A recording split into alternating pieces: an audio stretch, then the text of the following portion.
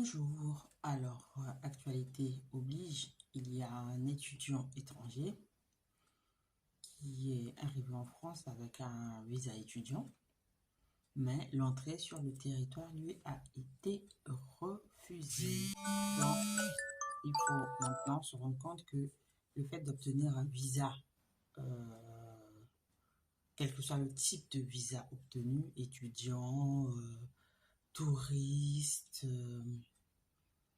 en tout cas, le fait d'obtenir un visa ne garantit pas systématiquement l'entrée sur le territoire français. D'accord? Il faut savoir que le territoire reste, la France reste un pays souverain. Donc, elle peut décider de vous refuser l'entrée sur son sol, sur son territoire. D'accord? Donc, après, dans des situations comme ça, il y a des voies de recours. Ok? Parce que si c'est un étudiant, imaginez un peu les conséquences. Parce que ça va être bientôt la rentrée universitaire.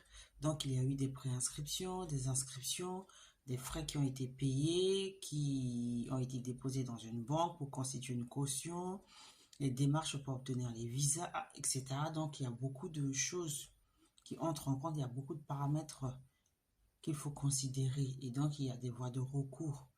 Et ce qu'il faut retenir de cette histoire, c'est que plus on avance dans le temps, plus le droit des étrangers se détériore. D'accord? C'est en train de péricliter. Ok? Mais dans tous les cas, il y a des solutions qu'il faut savoir.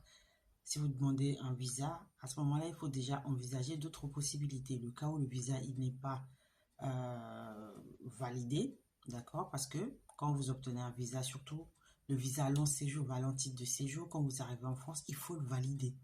C'est cela qui va vous ouvrir le droit à un titre de séjour.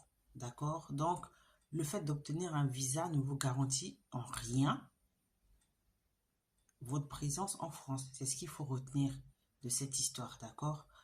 Donc, étant donné qu'on est vendredi, on reprendra les QCM de droit la semaine prochaine. Mais ce soir, on va faire un live sur le droit en général. Donc, on commence principalement par notre leitmotiv, donc notre base, le droit des étrangers, d'accord, et le droit d'asile. On va commencer par ça.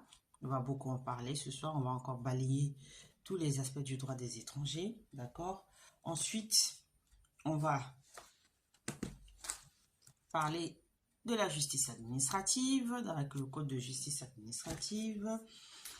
Ce soir, je rajoute autre chose. Les impôts. Eh oui, avec le code général des impôts.